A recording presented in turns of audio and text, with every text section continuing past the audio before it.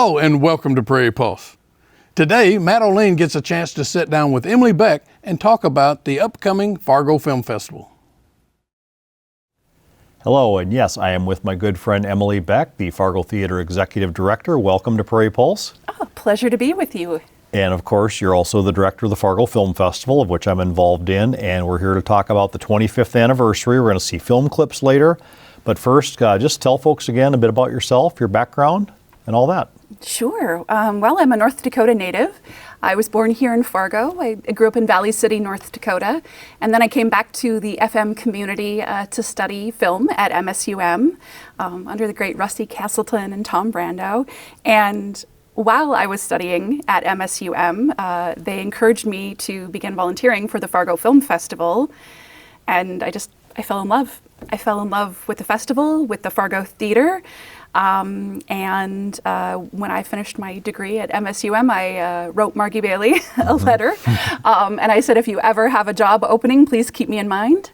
And she kept that letter on her desk for about almost 3 years when a position did open up.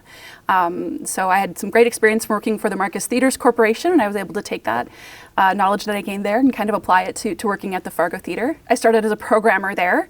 And then in 2011, Margie Bailey retired, and I stepped into the position of executive director. And here we are. Yeah, so this is number 25.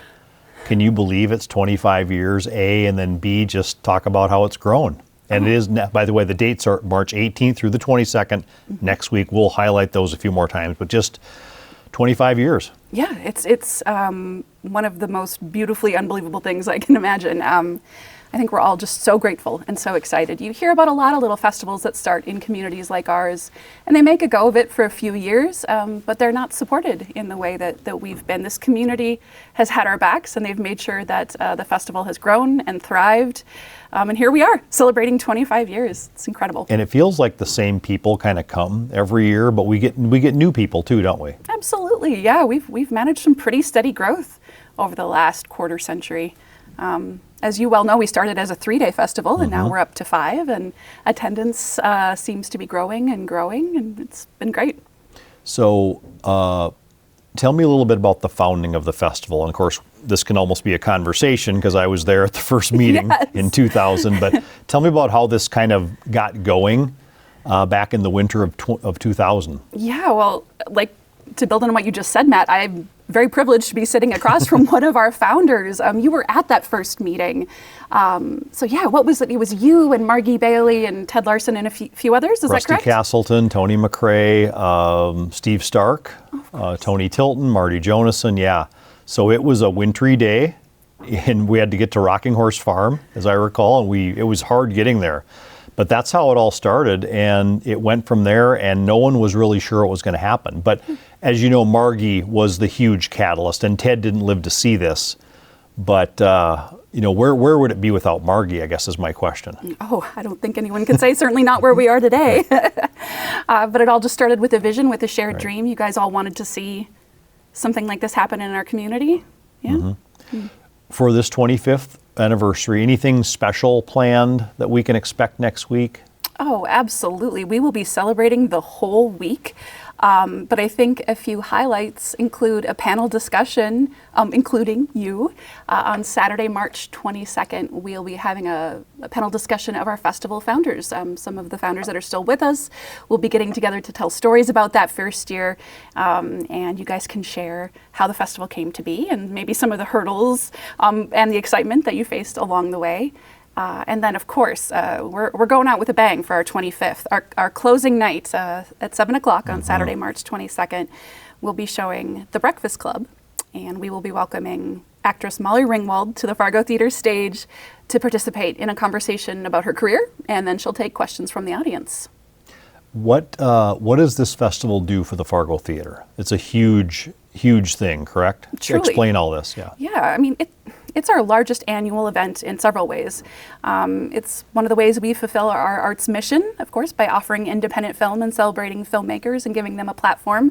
But it's also our largest annual fundraiser. The Fargo Theater is a 501c3 nonprofit organization, and we definitely rely on support from the community to keep that marquee shining. And so events like the Film Festival that raise funds for us are just incredibly important. What are some of the highlights of the festival? A lot of people coming, a lot of filmmakers. Just kind of take me through a few things here. Yeah, so as you well know, Matt, it is 5 days of movies, movies, movies. We're showing 107 films this year, I believe. We're selected to screen. And we have 41 guest artists registered to come in from all over the country, and even a few international guests will be joining us as well. There's almost too many to pick, but one of my favorite activities of the festival every year is the 2-minute movie contest. That'll be Friday the 21st at 9:30 p.m. And every movie in that little program is either 2 minutes or shorter, and that's always a blast. Take me through the night sessions. Of course, people can watch movies in the morning, the afternoon, Theater 1 and Theater 2 both, correct? But take me through kind of the night sessions, if you would. Sure. Our opening night feature film, so 7 o'clock on Tuesday the 18th, is a documentary called Speak. And this film just opened at the Sundance Film Festival, so it's off to a great start. And it's a documentary feature that follows 5 high school oratory students as they prepare for a national competition. And one of the 5 students featured happens to be Moorhead High's Sam Schaefer. So Sam had cameras and the documentary crew following him for quite some time as he prepared for nationals. And he'll be with us, and his coach, Rebecca Meyer Larson, will also be joining us after the film on Tuesday night. And they're going to tell us about that experience of making the movie all the way to premiering at Sundance and rubbing elbows with the stars. I can't wait to hear from them what that experience is like. The film is supposed to be uplifting and inspiring and just all around feel good, which I think we all need. Wednesday night we have a narrative feature called The Long Run. It stars Nicole Rodenberg, who is a Fargo-Moorhead native, and she's now having a very successful career out in New York. And her co-star is an up-and-coming London actor named Fred Thomas. Fred's coming in from the UK, Nicole will be here, and the director Melissa Fitzsimmons will be joining us for discussion about the film as well. Thursday night is a collection of documentary short films with some filmmakers participating in Q&As. Friday night is our fiction short films, both live action and animation. And again, we'll have filmmakers here representing their work. And then, like I mentioned, Saturday is the Breakfast Club with Molly Ringwald. So. And then all day Saturday, that's kind of the best of fest, correct? Explain what that is. Absolutely.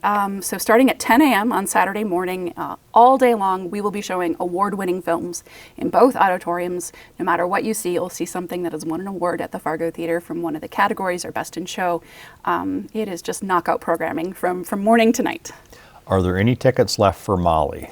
And if so, where are they? I think I know the answer to this. So as of this taping, there are about a dozen tickets left. If you're watching this and you are interested in attending that, I would recommend going to tickets300.com right now and scooping up those last few tickets before they sell out. Talk about the avenue, what film festivals like this offer someone who isn't making a narrative feature film that's a blockbuster or a short film that doesn't get screened at Cineplexes. Take me through the importance of film festivals for short filmmakers, animation filmmakers, and documentary makers. Yeah, that's a great question. I mean, as you know so well, there is just kind of one type of film that's traditionally shown in multiplexes across the country right now. It's a narrative feature. And if you're working in those other genres or those other fields or those other runtime formats, you just don't have too many opportunities to show your work on the big screen for an audience outside of film festivals. And that's a service that we can provide both to those filmmakers, but then also to those audiences that love those films. And I'm finding over the years, Emily, from talking to audiences, they really like these short films, like the short documentaries, the student films. Why do you think that is? Just because it's something different for them, or they can move on to another film soon after that? Take me through that. Yeah, I think to your point, I think it is something unique, something different that they don't get to see on a regular basis.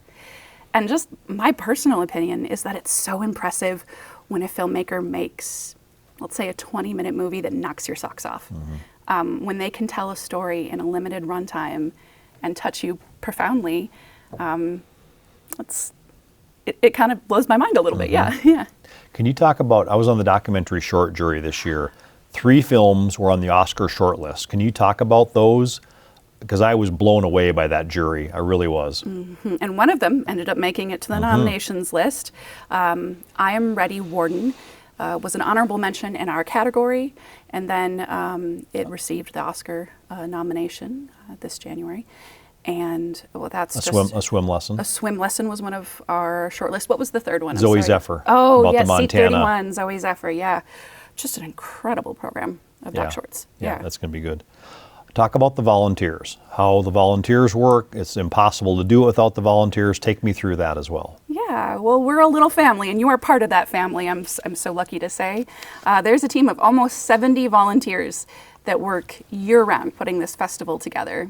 As you know, we always take a couple weeks off after one festival before we start preparations for the next, but after those couple weeks of reprieve, we open up submissions and we divide into our committees and we get to work watching films, and then the juries make the selections around the holidays usually. They decide of the submitted films what makes the cut, what wins awards, and unfortunately what isn't selected to play. The volunteers also serve a lot of really important roles during the festival. Again, as you well know, you host sessions, you take tickets, you do all sorts of things. You sell merchandise, all sorts of operational things that are critical to the success of the festival. I don't know where we'd be without you guys. Can you talk a little bit about the history of the Fargo Theater, and also that these films are going to be shown, some of these filmmakers have never had these movies shown in an 800-seat arena. Yeah, and we hear every year how meaningful it is to them, and that is so deeply rewarding. The Fargo Theater was opened on March 15th, 1926. So as of this recording, we're just days away from our 99th birthday. The theater first started as a cinema and vaudeville, and we've been going strong ever since. We continue those traditions. We still show new release films, specialty films, and we host live events on our stage. Everything from touring professional acts to local performing arts groups like the FM Symphony or the FM Ballet. They all come and perform at the Fargo Theater. And what are the 7 categories of films people can see? Again, we try to offer something for everybody with the Fargo Film Festival. The 7 categories are animation, documentary feature, documentary short, experimental. We have narrative shorts, narrative features, and we also have student films. Okay. Talk about the various passes festival goers can get. Can they just pay for one session, multiple sessions? How does this work? Yeah, we have people that will take the entire week off of work and just spend 5 days in the dark watching movies. But we also have a lot of fans that will buy a ticket to just maybe one morning or one evening. So we have a variety of tickets and passes at fargofilmfestival.com. Hopefully something for everybody, whether you want to spend the week with us or you can just dip a toe in and catch 1 or 2 sessions. There are options for everything. Okay, sponsors are a huge thing. I know you want to get to that as well that make this possible. Yeah, earlier I mentioned our support from the community, and that's one of the reasons we're able to celebrate this 25th anniversary. Our sponsors have our backs. The community has our backs. Folks like Bell Bank, Informed Communications, and Border States, they come to the mat for us. They provide in-kind or dollars to help keep our programming going, to help us bring artists to the community, and to offer educational opportunities like those panel discussions. You got a couple lunch panel discussions, as we talked about. When are those? What venue are they at? How can people see those, and what times and days? Yeah, we have 2 luncheon panel discussions this year. It'll be Friday, March 21st and Saturday, March 22nd. They both run from 12 o'clock noon to about 1:15 or so. They're held at the Radisson Blu in downtown Fargo in the ballroom there. Tickets are $20. You can buy them in advance at the Fargo Theater. We also usually have tickets available at the door for those. And who's on the Friday panel? I know I'm on the Saturday panel with Margie and some others, but who's on the Friday panel? Oh, we have a great lineup of filmmakers. The Friday panel is focused on short form filmmaking and how you can make a splash on the festival circuit. So our goal is to try to offer some information to local filmmakers as they produce short films and how they can break through with festival programmers and directors as they're taking their film out into the world. The lineup of folks on that panel includes Sam Cho, whose film The Death of James won an award with our festival, and there's several others as well. Can you talk a little bit about, I think sometimes the public doesn't realize how hard it is to make a movie. Financing, sometimes doing it on your own. Tell me the hoops and hurdles these young filmmakers go through just to make a narrative short or a student film or even a narrative feature. Our friend Tom Brandow once said, making a narrative feature isn't for sissies, that's exactly what he said to me in an interview. But how hard is it to make a movie? I would say that probably applies to any independent filmmaking out there. You know, they got to be scrappy because they have to find their own funding. They have to find casts and crews that are willing to work on a shoestring budget. I think it's quite a challenge for these independent filmmakers.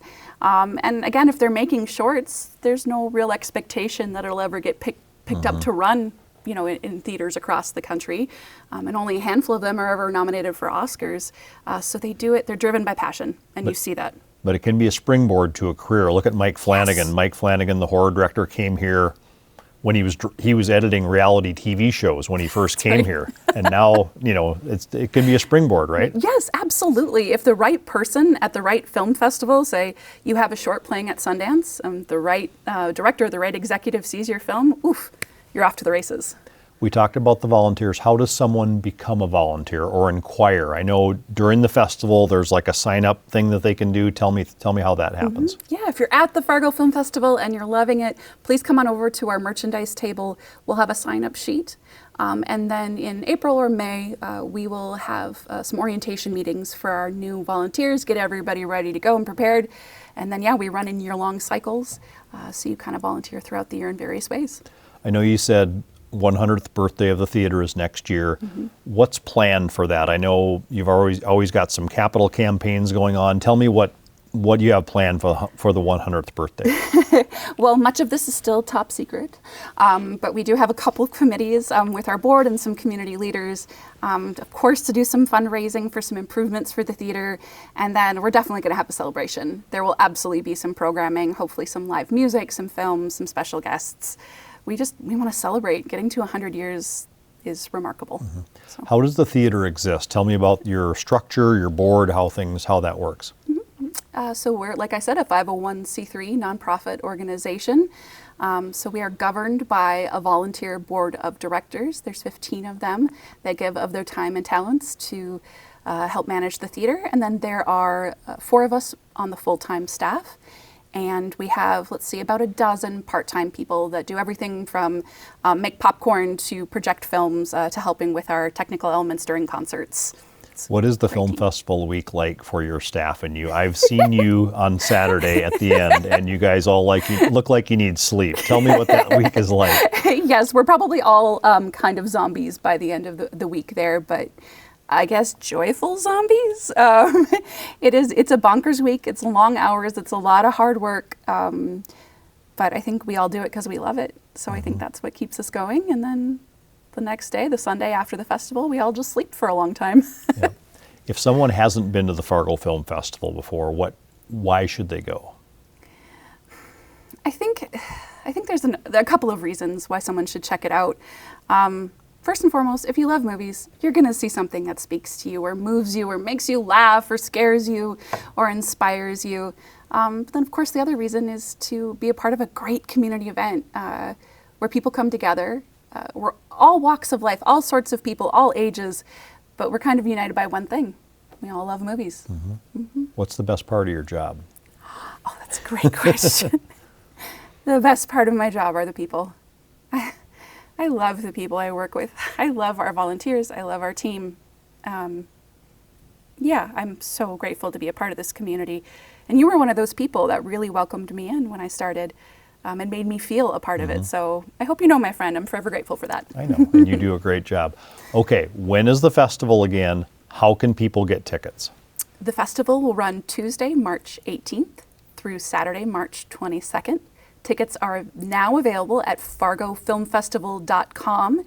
If you need Molly Ringwald tickets, you would need to go to Tickets 300, so that's tickets300.com for those tickets. And people can also stop by the theater, right, to get their passes? Absolutely. Okay. Come on by the Fargo Okay. Theater box office. We'd be happy to help you in person, too. Okay. Yeah. Emily, thank you so much for being here. Looking forward to it next week. Okay, now let's take a look at film clips from the 7 winning films in the 7 different categories for the 2025 Fargo Film Festival. Just sit here on the steps, Peanut. You're okay, babe. You're gonna sit here. I got you. Day one, the main thing is we're getting to know each other. This is King. King, this is Dean. This is Blake. Blake, this is Rion. And you know what my name is? My name's Bill. Bill. Yeah, I'm here to help you guys swim. The most important concept that they grasp on the first day is I can be independently safe. That is holding the edge. At first, that's terrifying. No one's holding me, I'm alone. And then it's like, hey, I can do this, and I can get back to the steps. And also, if a kid falls in the pool, they're by an edge. All they need to do, grab that edge, and then they can save their life. They can get back to safety. Here he goes! Whoa! And the students are getting to know, and it doesn't matter what age they are. It's all, what is this? And they're either as, what is this? Ooh, this is great. Or what is this? I gotta get out of here.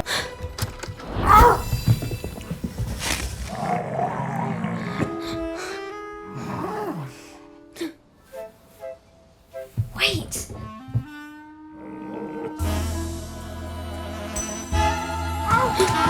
Stop.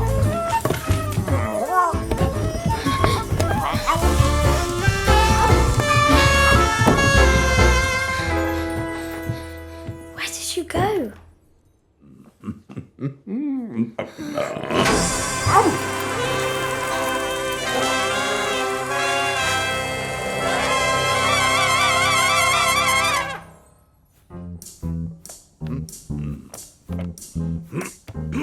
I'm a fox that wears a dress. You can talk. But I like to call it You can sing. Take that fact, ignore the rest, and I'll try my best not to brag. Don't look so confused, this isn't about you. I've never been too fussed about what I can and cannot do.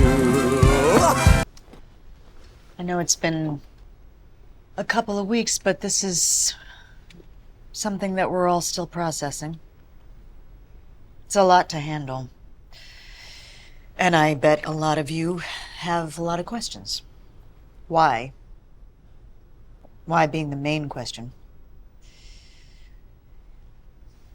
Indescribable events like this can leave a void inside of you if you don't take the time to talk about it or take the time to heal. While I really appreciate you all being here so soon after, I will totally understand if you need to stay away for a little while. So, given the circumstances, I am going to make a change to this year's curriculum.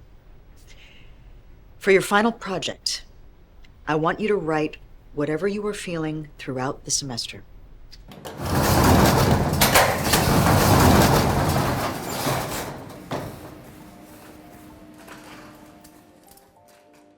Here's the San Francisco quake. Want to see what that looked like? The Beatles Coming to America, that's the original newsreel. And the trailer to the Metropolis is on there. This might be the one that has the nitrate trailers in it.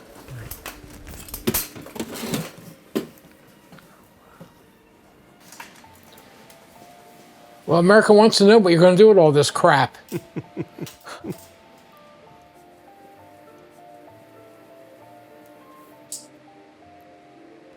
So how much do you think you could have made off of this, Lou? All this stuff? It's tough to say. People in the industry today don't know anything about this stuff. So it's probably worth very, very little. If I had somebody who was 30 years old, they wouldn't want any of it.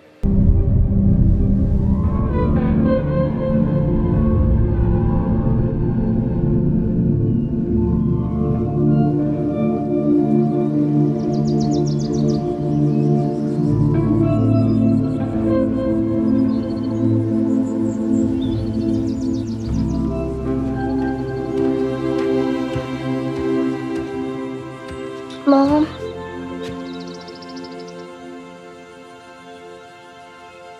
Hi, sweetheart. I had a bad dream. Oh, no. Come here, Bubbo.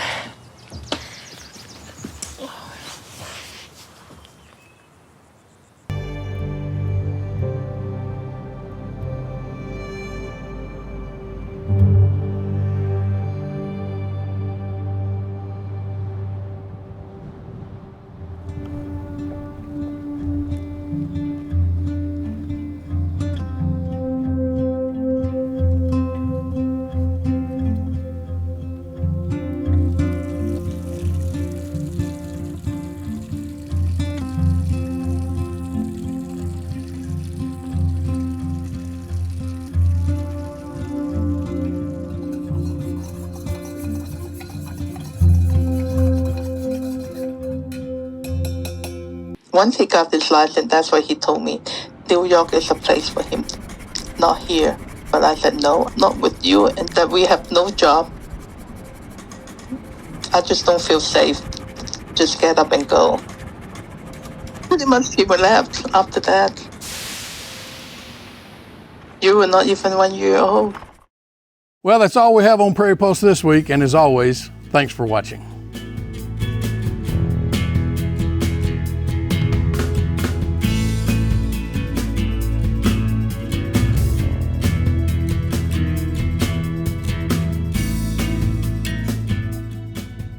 Funded by the members of Prairie Public.